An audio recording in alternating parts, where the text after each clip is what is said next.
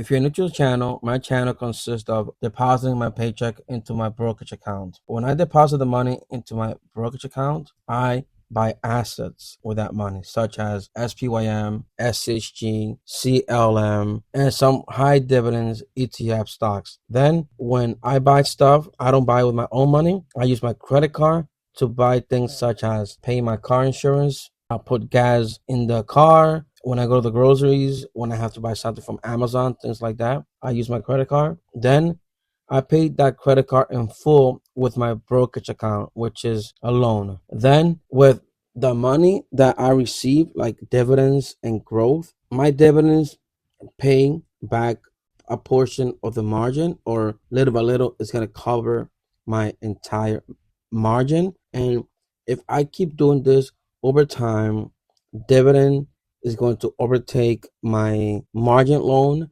and margin one day, I truly believe that it will be optional. And remember that this is not financial advice. This is my own journey that I'm sharing. Do not follow me. Do not take what I say as gospel, and always do your own research. Thank you. Hi everyone, welcome back to Borrow and Build. And today I want to withdraw $300 from my Robinhood margin account.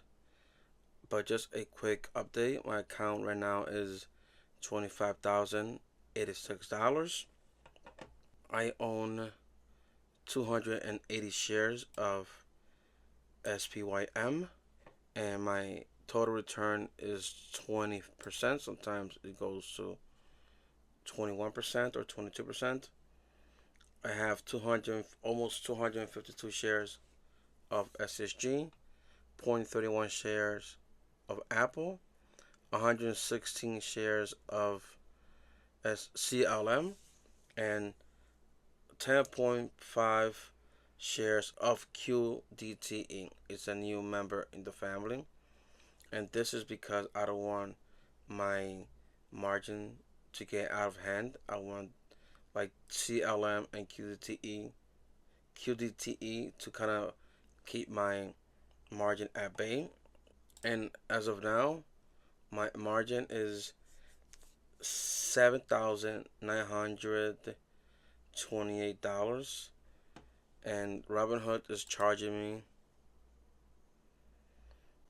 5%. Right here it says 5%, and about 93 cents per day. And my margin is kind of healthy, to be honest. And today I bought a few shares. I already deposited the money, right, and bought those shares.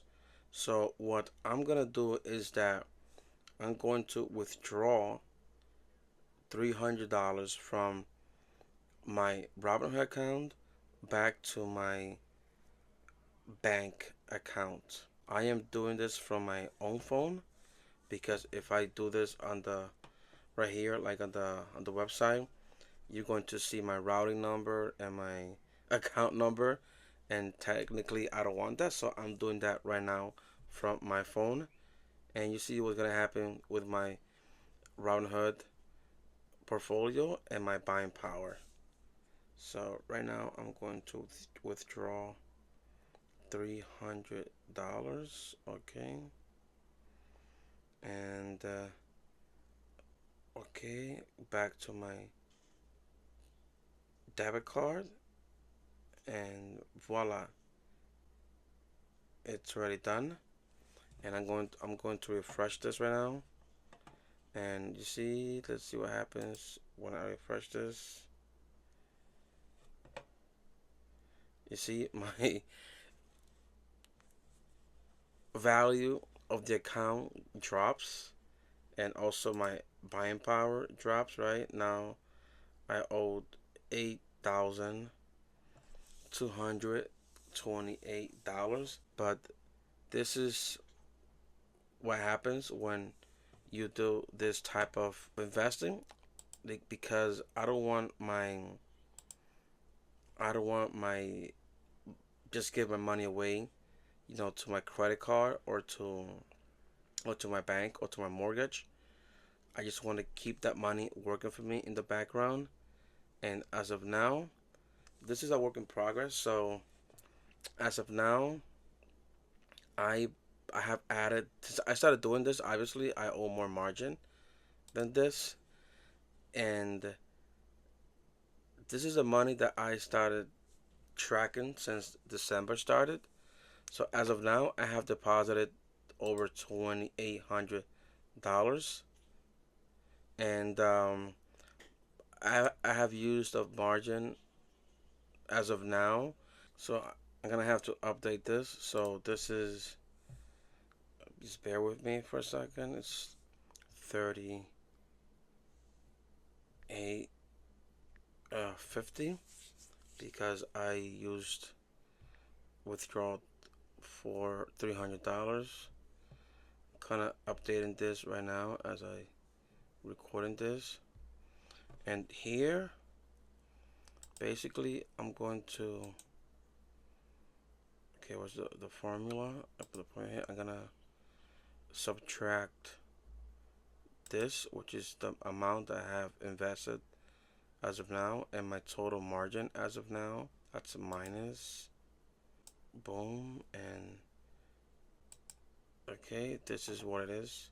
This part right here is my equity, which means in my head, okay, it means that whatever I have invested minus liability, which is the margin.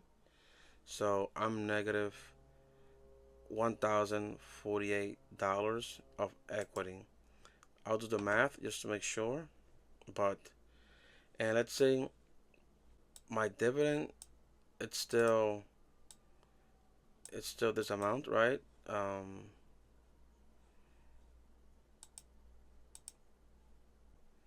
This is still my dividend right here.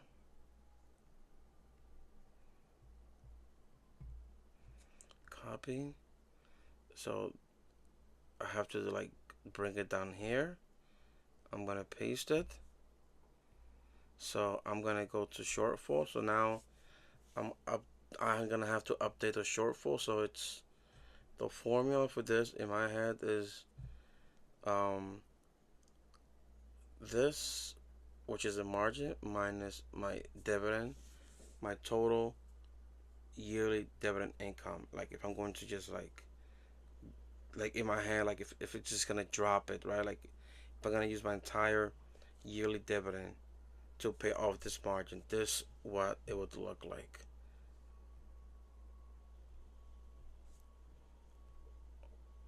Okay, so my margin keeps growing in a way.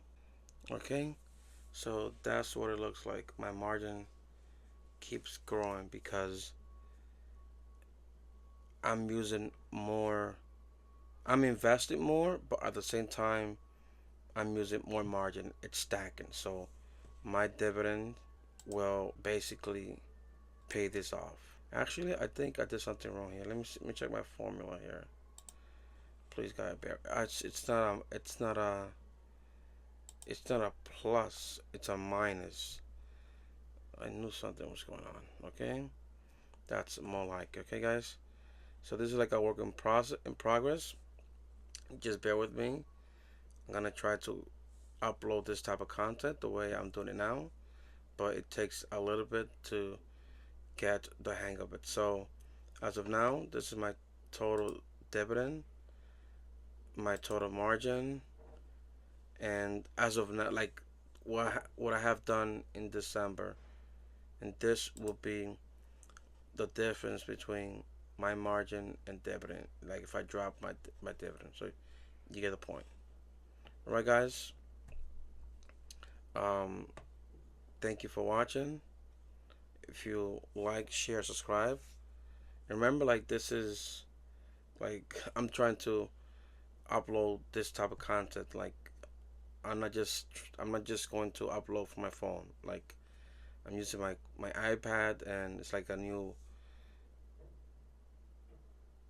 setting. So please bear with me, okay? And remember that this is not financial advice. Please do your own research.